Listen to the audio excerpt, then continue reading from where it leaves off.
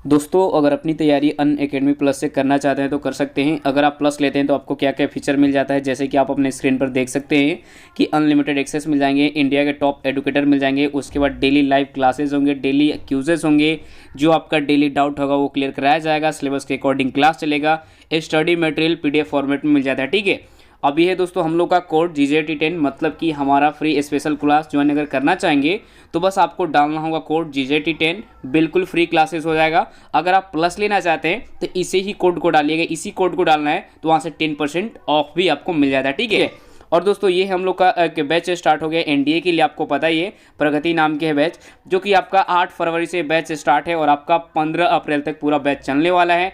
और एक और हम लोग का बैच स्टार्ट है जगुआर, पता है ना आप सभी को, एयरफोर्स, ये एयरफोर्स XY के लिए बैच हम लोग का ओपन हो गया है। ये नहीं कि आपका कल से हो गया है, मैंने 4 फरवरी से ये बैच आप सभी के लिए स्टार्ट है, समझ सकते हैं। 4 फरवरी से आपका 30 मार्च तक ये पूरा बैच चलने वाला है। ठीक है, अगर आप इनरोल करना चाहेंगे तो डिस्क्रिप्शन में लिंक है, आप लोग जाके फटाफट कर सकते हैं। अगर आप देखिए, मान लीजिए अगर आप लेना चाहते हैं तो कैसे लेना है, तो आपको सबसे पहले गेट सब्सक्रिप्शन पे क्लिक करना है। इस पर जैसे ही क्लिक करेंगे इस तरह का इंटरफेस दिखेगा, आपको चूज करना है 1 महीना, 3 महीने, 6 महीने, 12 महीने, जो मन करे वो चूज कर लेना। चूज करने के बाद आपको रेफरल कोड डालना है, यानी कि GJT10 डालिएगा, आपको 10% ऑफ मिलेगा, फाइनल प्राइस इतना पड़ जाएगा। ठीक है, 12 महीने का 7200 पड़ेगा, 6 महीने का 5760 पड़ेगा, 3 महीने का 3600 पड़ जाएगा, मतलब इस तरह का आपको पड़ जाता है। अगर आप लोग चाहें तो ले सकते हैं। ठीक है, चलो जी, और ये है क्यूज कैसे लगाना है आप सभी को मैं तो डेली बता ही देता हूँ। हेलो फ्रेंड्स, कैसे हैं आप लोग। आई होप कि आप सभी लोग ठीक होंगे। तो मेरा नाम है महेश और आप देख रहे हैं हमारी यूट्यूब चैनल ज्ञान ज्योति आशीष ट्यूटोरियल। तो दोस्तों आज हम लोग करने वाले हैं नेवी एयरफोर्स से रिलेटेड जीके के मोस्ट इंपॉर्टेंट क्वेश्चन, जो आपके एग्जाम के लिए बिल्कुल इंपॉर्टेंट होंगे। तो चलिए शुरू करते हैं। और वीडियो को शुरू करने से पहले मैं आपको ये बता दूं कि अगर आप इस वीडियो की पूरी पीडीएफ करना चाहते हैं तो हमारे इस वीडियो के डिस्क्रिप्शन बॉक्स में टेलीग्राम और इंस्टाग्राम दोनों का लिंक दे दिया गया है। तो सबसे पहले आपको क्या करना होगा, टेलीग्राम चैनल ज्वाइन करना है और वहां से सारे वीडियो पीडीएफ फाइल को डाउनलोड कर सकते हैं। ठीक है, तो चलिए शुरू करते हैं। और यहां पर देखेंगे पहला क्वेश्चन आप लोग के स्क्रीन के ऊपर ये है। पहला क्वेश्चन है कि गाय के दूध में किस तत्व की कमी होती है। ऑप्शन ए में है लोहा, option B calcium, option C vitamin और ऑप्शन डी शर्करा। तो यहां पे इस क्वेश्चन का राइट आंसर क्या हो जाएगा, ऑप्शन नंबर ए हो जाएगा। ए में हमारे पास क्या है, लोहा हो जाएगा राइट आंसर। ठीक है, जो गाय के दूध होता है उसमें किस तत्व की कमी होती है, तो वो सिर्फ और सिर्फ लोहा की कमी होती है। ठीक है, यानी राइट आंसर क्या हो जाएगा, ऑप्शन नंबर ए हो जाएगा। आगे बढ़ते हैं हमारे पास second number question. Question number second आपके स्क्रीन के ऊपर है कि नाबार्ड के प्रथम चेयरमैन कौन थे। ये सवाल आपके एग्जाम में कई बार पूछा भी गया है और ये जो सवाल है ये आपके एग्जाम में आने वाले में बता दूं कि लगभग ये बता दूं कि जो पिछले एयरफोर्स की जो पेपर था वो आपको इस पेपर में भी ये सवाल पूछा गया है। पर सवाल घुमा फिरा के भी पूछा जाता है कि नाबार्ड की फुल फॉर्म क्या होती है, नाबार्ड की स्थापना कब की गई थी, इस तरह से भी सवाल पूछे जाते हैं। तो मैं नाबार्ड के बारे में आज सारा डिस्कस करूंगा। तो ऑप्शन ए में है doctor Manmohan Singh, option B Shri H K Singh और ऑप्शन सी में है श्री एच रामकृष्ण और ऑप्शन डी में है श्री संत दास।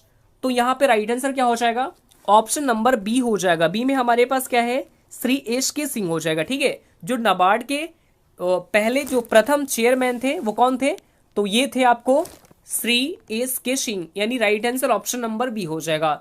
अब यहाँ पे हम नाबार्ड के बारे में बात कर लेते हैं। तो सबसे पहले नाबार्ड की फुल फॉर्म क्या होती है, तो नाबार्ड की फुल फॉर्म होती है national bank for agricultural and rural development और इसकी स्थापना हुई थी 12 जुलाई 1982 में। कब की गई थी, 12 जुलाई 1982 में इसकी स्थापना की गई थी।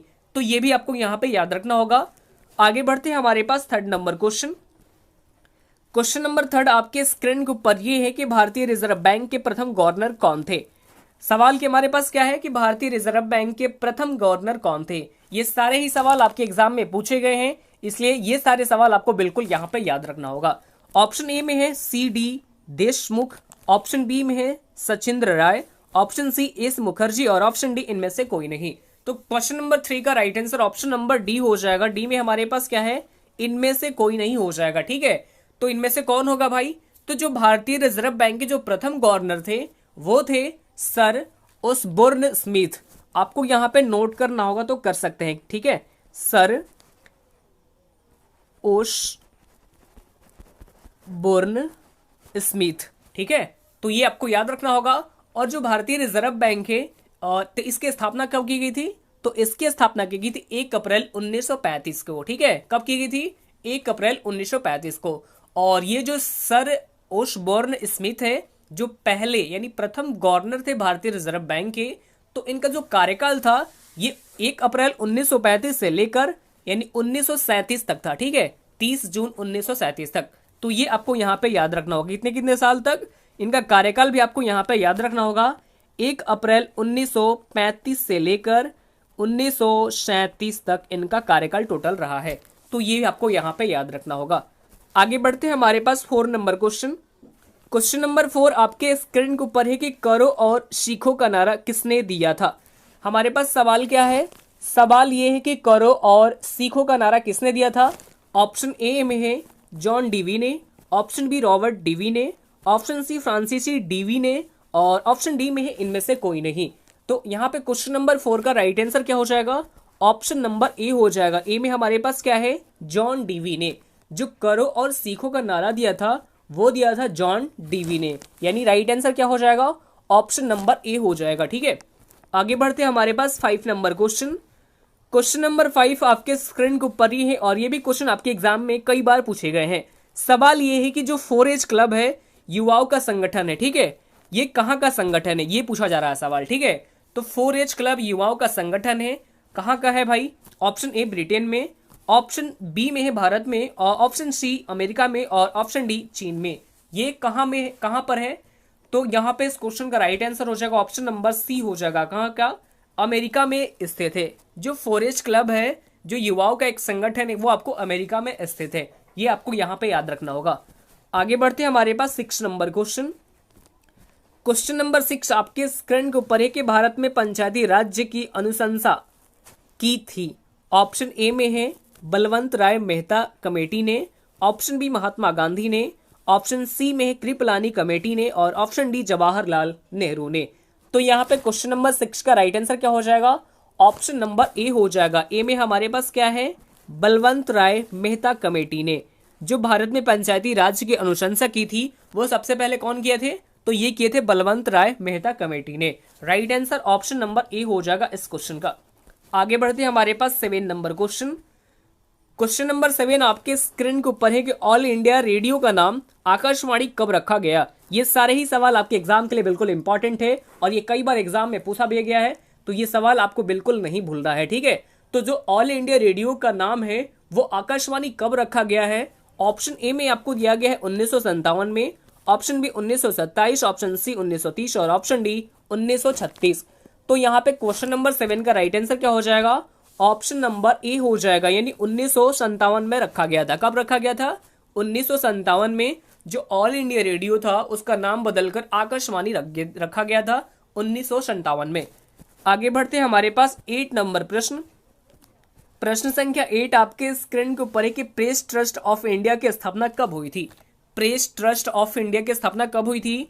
ऑप्शन ए में है 27 अगस्त 1950 को, ऑप्शन बी 27 अगस्त 1947 को, और ऑप्शन डी सी है 27 अगस्त 1955 को, और ऑप्शन डी 27 अगस्त 1960 को। तो जो प्रेस ट्रस्ट ऑफ इंडिया है इसकी स्थापना की गई थी, ऑप्शन नंबर हो जाएगा बी, यानी 27 अगस्त 1947 को की गई थी। कब की गई थी? 27 अगस्त 1947 को प्रेस ट्रस्ट ऑफ इंडिया की स्थापना की गई थी। आगे बढ़ते हैं हमारे पास 9 नंबर क्वेश्चन। क्वेश्चन नंबर 9 आपके स्क्रीन के ऊपर ये है कि देश में निर्मित पहली परमाणु पनडुब्बी का नाम क्या है। ऑप्शन ए में है Nag, option B Arihant, option C Param, और ऑप्शन डी पृथ्वी। तो क्वेश्चन नंबर 9 का राइट आंसर क्या हो जाएगा? ऑप्शन नंबर बी हो जाएगा। बी में हमारे पास क्या है? अरिहंत हो जाएगा। राइट आंसर क्या हो जाएगा? अरिहंत। जो देश में निर्मित पहली परमाणु पनडुब्बी का नाम क्या है? तो वो है अरिहंत, जो सबसे पहले निर्माण किया गया था। इसका नाम आपको बिल्कुल याद रखना होगा। नाम क्या है? अरिहंत। आगे बढ़ते हैं हमारे पास 10 नंबर क्वेश्चन। क्वेश्चन नंबर 10 आपके स्क्रीन के ऊपर है कि संयुक्त राष्ट्र संघ महासभा की प्रथम महिला अध्यक्ष कौन थी। सवाल ये कि who was the first woman president of the United Nation General Assembly. Option A में क्या है? Rajkumari Amrit Kaur, option B Nayantara Sahgal, option C Vijay Lakshmi Pandit, और ऑप्शन डी में है ग्रेट गार्बो। तो क्वेश्चन नंबर 10 का राइट आंसर क्या हो जाएगा? ऑप्शन नंबर सी हो जाएगा। सी में हमारे पास क्या है? विजय लक्ष्मी पंडित हो जाएगा राइट आंसर। ठीक है, जो संयुक्त राष्ट्र संघ सभा है जिसको हम क्या कहते हैं, UNGA कह सकते हैं, ठीक है, जिसकी फुल फॉर्म होती है यूनाइटेड नेशन जनरल असेंबली, जिसके प्रथम महिला अध्यक्ष ये विजय लक्ष्मी पंडित ही थी। ये आपको यहाँ पे याद रखना होगा, और ये सवाल आपके एग्जाम में बिल्कुल इंपॉर्टेंट है, क्योंकि यहाँ पे प्रथम और पहला का जिक्र हो रहा है इस क्वेश्चन में, तो ये आपको बिल्कुल यहाँ पे याद रखना होगा, ठीक है। अब आगे बढ़ते हैं, हमारे पास 11 नंबर क्वेश्चन, और जो 11 नंबर क्वेश्चन है इससे आपको यहाँ पे बिल्कुल ध्यान से देखना होगा, ठीक है, क्योंकि यहाँ से सवाल जो है आपके एग्जाम के पॉइंट ऑफ व्यू से बहुत ही इंपॉर्टेंट है, तो इसको आपको बिल्कुल यहाँ पे ध्यान में रखना होगा, ठीक है। सवाल हमारे पास क्या है, सवाल ये कि हाल ही में विश्व दयालुता दिवस और राष्ट्रीय आयुर्वेद दिवस कब मनाया गया है।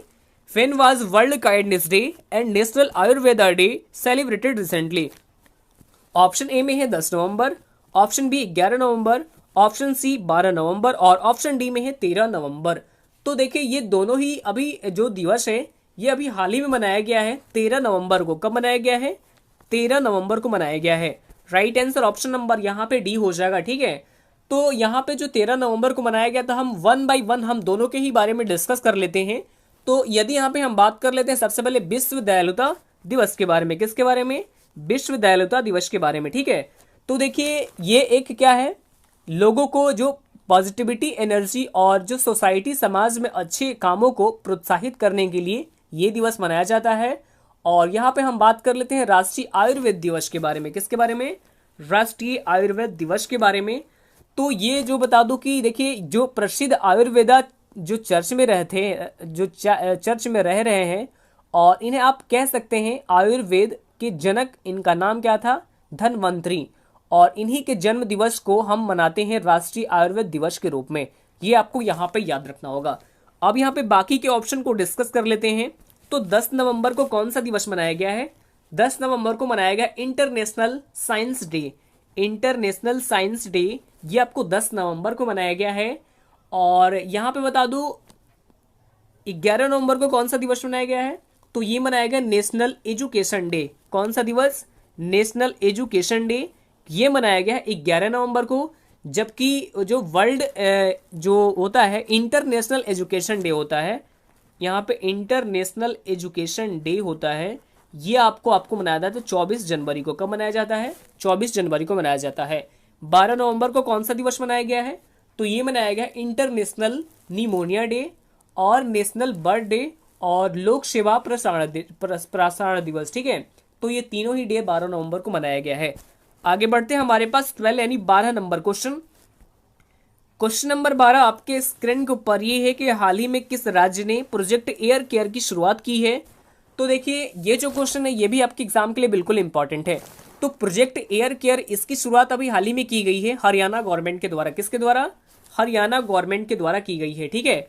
तो देखिए जो हरियाणा के मुख्यमंत्री हैं मनोहर लाल खट्टर जी, इन्होंने जो गुड़गांवा है इसमें बढ़ते हुए वायु प्रदूषण यानी कि एयर पोल्यूशन से निपटने के लिए इस प्रोजेक्ट एयर केयर का शुरुआत की है। अब यहाँ पे हम बात कर लेते हैं हरियाणा के बारे में। तो उसकी राजधानी क्या है, राजधानी है चंडीगढ़। हरियाणा की राजधानी चंडीगढ़ है। मुख्यमंत्री है मनोहर लाल खट्टर और राज्यपाल है ये है सत्यदेव नारायण आर्य। तो ये भी आपको यहाँ पे याद रखना होगा, ठीक है। आगे बढ़ते हैं, हमारे पास 13 नंबर प्रश्न। प्रश्न संख्या 13 आपके स्क्रीन के ऊपर ये है और ये भी क्वेश्चन आपके एग्जाम के लिए बिल्कुल इंपॉर्टेंट है। सवाल ये कि हाल ही में भारतीय मूल के किस व्यक्ति को अमेरिका का नया चीफ ऑफ स्टाफ नामित किया गया है। ये भी सवाल आपके करंट से रिलेटेड है और ये भी बिल्कुल इंपॉर्टेंट है। तो इसको भी आपको यहाँ पे क्या करना होगा, ध्यान से सुनना होगा, क्योंकि जो भी सवाल से एक्स्ट्रा फैक्ट निकल के आते हैं वो आपको बिल्कुल अच्छे तरह से समझना चाहिए, ठीक है। तो देखिए जो हाल ही में भारतीय मूल के किस व्यक्ति को अमेरिका का नया चीफ ऑफ स्टाफ यानी नामित किया गया है। तो देखिए ये अभी हाल ही में नामित की गई है, जिनका नाम क्या है, नाम आपको बिल्कुल यहाँ पे याद रखना होगा और ये भारतीय मूल के हैं, ठीक है। इनका नाम है काश पटेल, ठीक है। इन्हीं को अभी हाल ही में नामित किया गया है। तो ये आपको यहाँ पे याद रखना होगा। देखिए जो अमेरिका के जो रक्षा सचिव हैं इनका नाम क्या है, क्रिस मिलर है। अमेरिका के जो क्या है रक्षा सचिव है, तो ये भी आपको यहाँ पे याद रखना होगा, क्रिस मिलर का, ठीक है। और नया चीफ ऑफ स्टाफ ये अभी हाल ही में चुने गए हैं काश पटेल को, जो कि स्थान लेंगे जेन स्टुअर्ट का। किसका स्थान लेंगे, जेन स्टुअर्ट का स्थान लेंगे। तो ये भी आपको यहाँ पे याद रखना होगा, ठीक है। आगे बढ़ते हैं, हमारे पास 14 नंबर प्रश्न। प्रश्न संख्या 14 आपके स्क्रीन को ऊपर है कि हाल ही में भारतीय नौसेना ने किस पनडुब्बी का अनावरण किया है। ऑप्शन ए में है Vagir, option B Kalvari, option C Sindhu Vir और ऑप्शन डी में है करेंज। तो हाल ही में इंडियन नेवी ने, यानी जो इंडियन नेवी है, इसने 5वीं स्कॉर्पियन पनडुब्बी का अनावरण किया है। किसका किया है? स्कॉर्पियन पनडुब्बी का अभी हाल ही में अनावरण किया है। तो ये आपको यहाँ पे याद रखना होगा, जिसका नाम क्या है? Vagir. Right answer option number A हो जाएगा। ठीक है, तो देखिए ये जो पनडुब्बी है ये आपको एंटी सरफेस वेयरफेयर यानी माइन यानी जो होते हैं उसको बिछाने और खुफिया जो एजेंसी होती है उसको निगरानी को जुटाने में काम करती हैं। और इसका ये जो अनावरण किया गया है ये किया गया इंडियन नेवी ने। किसने किया है? इंडियन नेवी ने किया है। तो ये आपको यहाँ पे याद रखना होगा। और यहाँ पे हम बात करें इंडियन नेवी के बारे में तो इसकी स्थापना हुई थी 1612 ईस्वी में। कब की गई थी? 1612 ईस्वी में इंडियन नेवी की स्थापना की गई थी। और इसका हेडक्वार्टर जो आपको नई दिल्ली में स्थित है। कहाँ पर स्थित है? नई दिल्ली में स्थित है। और इंडियन नेवी के वर्तमान में जो चीफ हैं ये हैं एडमिरल करमवीर सिंह। कौन है? एडमिरल करमवीर सिंह है। आगे बढ़ते हैं, हमारे पास 15 नंबर क्वेश्चन।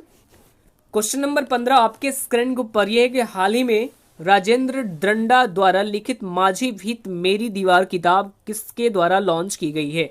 ये भी अब सवाल आपके एग्जाम के लिए बिल्कुल इंपॉर्टेंट है। और ज़्यादातर आपको बता दूं कि जो किताब है किसके द्वारा लॉन्च किया गया है, किसके द्वारा लिखा गया है, इस तरह से भी सवाल आपके एग्जाम में पूछे जाते हैं। तो इसे अभी हाल ही में लॉन्च किया गया है भगत सिंह कोश्यारी जी के द्वारा। किसके द्वारा? भगत सिंह कोश्यारी जी के द्वारा। राइट आंसर क्या हो जाएगा? ऑप्शन नंबर ए हो जाएगा। ठीक है, भगत सिंह कोश्यारी जी के द्वारा। जो भगत सिंह कोश्यारी हैं वैसे ये तो महाराष्ट्र के राज्यपाल हैं, लेकिन ये अभी हाल ही में जब बता दूं कि गोवा के भी राज्यपाल का एडिशनल चार्ज संभाल रहे हैं। जो भगत सिंह कोश्यारी है ये आपको बता दूं कि इन्हीं के द्वारा इस किताब का लॉन्च किया गया है, जिसका नाम क्या है? माझी भीत। तो ये किताब आपको बिल्कुल यहाँ पे याद रखना होगा, किताब का नाम और किसके द्वारा लॉन्च किया गया है, ये चीज आपको यहाँ पे याद रखना होगा। आगे बढ़ते हैं, हमारे पास 16 नंबर प्रश्न। प्रश्न संख्या 16 आपके स्क्रीन को ऊपर है कि हाल ही में किस राज्य के मुख्यमंत्री ने सेज समाधान मोबाइल ऐप लॉन्च किया है? तो ये भी आपको बिल्कुल याद रखना होगा। और वैसे मैं आपको ये बता दूं कि जो आपके जितने भी पेपर आ रहे होंगे, पेपर दे रहे होंगे, तो उसमें ज़्यादातर आपको मोबाइल जो एप्लीकेशन लॉन्च किया गया है इसके बारे में भी डिस्कस किया जाएगा। ठीक है, तो ये चीज़ आपको यहाँ पे याद रखना होगा। तो देखिए अभी हाल ही में लॉन्च किया गया है उड़ीसा गवर्नमेंट के द्वारा। किसके द्वारा? उड़ीसा गवर्नमेंट के द्वारा। जो उड़ीसा के मुख्यमंत्री हैं नवीन पटनायक जी, इनके द्वारा इस मोबाइल एप्लीकेशन का जो लॉन्च किया गया है। और इसी के पर्पस जो ये मोबाइल एप्लीकेशन है इसका पर्पस क्या है, यानी कि इसका मुख्य उद्देश्य क्या है? तो देखिए बेसिकली ये किसानों के द्वारा सिंचाई को लेकर के ये जो एप्लीकेशन है इसे लॉन्च किया गया है। ठीक है, तो इस एप्लीकेशन को लॉन्च होने के साथ साथ जो किसान हैं उनको जल संसाधन विभाग में ऑफिस जाने की ज़रूरत नहीं होगी। और इसी एप्लीकेशन को लॉन्च किया गया है उड़ीसा गवर्नमेंट के द्वारा। उड़ीसा के मुख्यमंत्री हैं नवीन पटनायक जी और उड़ीसा की राजधानी भुवनेश्वर है। मुख्यमंत्री तो मैंने अभी बताया कौन है? नवीन पटनायक। और राज्यपाल हैं गणेशी लाल। ये भी आपको यहाँ पे याद रखना होगा, उड़ीसा से रिलेटेड सारे एक्स्ट्रा फैक्ट्स। ठीक है, अब आगे बढ़ते हैं, हमारे पास 17 नंबर प्रश्न। प्रश्न संख्या 17 आपके स्क्रीन के ऊपर यह है कि विदेश सचिव हर्षवर्धन श्रृंगला की मालदीव यात्रा के दौरान भारत और मालदीव के बीच कितने समझौते पर हस्ताक्षर किए गए हैं? तो ये भी सवाल आपको बिल्कुल याद रखना होगा। तो देखिए प्रेजेंट टाइम में जो हमारे विदेश मंत्री हैं एस जयशंकर जी। कौन है? एस जयशंकर जी। और विदेश सचिव ये है हर्षवर्धन श्रृंगला, जो कि अभी हाल ही में मालदीव की यात्रा पर गए थे। तो ये आपको याद रखना होगा। और इस यात्रा के दौरान दोनों ही देशों के बीच यानी कि भारत और मालदीव के बीच कुल 4 समझौते पर हस्ताक्षर किए गए। कितने? टोटल 4 समझौते पर हस्ताक्षर किए गए हैं। और इस समझौते से ही दोनों देश जो रिलेशन है दोनों देशों का ये ज़्यादातर मजबूत होंगे। और देखिए कुछ समय पहले ही जो बात हुई थी, आप सभी भी जानते भी होंगे, जो मालदीव और ज्यूरिक मालदीव और ज्यूरिम है, ये आपको बता दूं कि कोविड-19 के कारण बहुत ही बुरी तरह से क्या है प्रभावित हुआ है। ठीक है, और इसलिए ये सितंबर 2020 की ही बात है। जो अपना देश भारत है ये मालदीव को 250 मिलियन अमेरिकी डॉलर का ऋण भी प्रदान किया था भारत मालदीव को। तो ये भी आपको याद रखना होगा। यदि यहाँ पे हम मालदीव के बारे में बात करें तो कैपिटल क्या है? कैपिटल है माले। मालदीव की कैपिटल माले है। करेंसी है रुपया। और वहाँ के प्राइम मिनिस्टर ये हैं इब्राहिम मोहम्मद सोले। ये भी आपको याद रखना होगा मालदीव से रिलेटेड सारे एक्स्ट्रा फैक्ट्स। आगे बढ़ते हैं हमारे पास 18 यानी 18 नंबर प्रश्न। प्रश्न संख्या 18 आपके स्क्रीन को पढ़िए कि हाल ही में बॉलीवुड एक्टर सोनू सूद के द्वारा लिखी गई किताब का नाम क्या है। ऑप्शन ए में है I am no messiah, option B your best date today, और ऑप्शन सी में है how to become a right, और ऑप्शन डी में है वन अरेंज्ड मर्डर। तो इसका राइट आंसर क्या हो जाएगा? ऑप्शन नंबर ए हो जाएगा। ए में हमारे पास क्या है? आई एम नो मसीहा। ठीक है, तो ये अभी हाल ही में जो बॉलीवुड एक्टर सोनू सूद हैं इनके द्वारा ये किताब लिखी गई है जिसका नाम है आई एम नो मसीहा। तो ये आपको याद रखना होगा। ठीक है, तो जो सोनू सूद जी हैं आप सभी भी जानते हैं, तो कोविड-19 महामारी के बीच इन्होंने गरीबों को काफी हेल्प यानी मदद किया है, जिसके बाद से इनका नाम बहुत ही चर्च में रहा है। ये भी आपको याद रखना होगा। ठीक है, और जो सोनू सूद है ये आपको एसर इंडिया यानी कि जो कि एक पीसी ब्रांड है और इसी के ब्रांड एम्बेसडर भी बनाए गए हैं। अब यहाँ पे बात करेंगे, दूसरे ऑप्शन को डिस्कस कर लेते हैं। तो जो ऑप्शन बी में दिया गया है your best day is today, ये किसके द्वारा लिखी गया है? तो ये लिखा गया है अनुपम खेर जी के द्वारा। किसके द्वारा? अनुपम खैर जी के द्वारा। ठीक है, और जो how to become a right है ये किसके द्वारा लिखा गया है? तो ये आपको रस्किन बॉन्ड के द्वारा लिखा गया है। किसके द्वारा?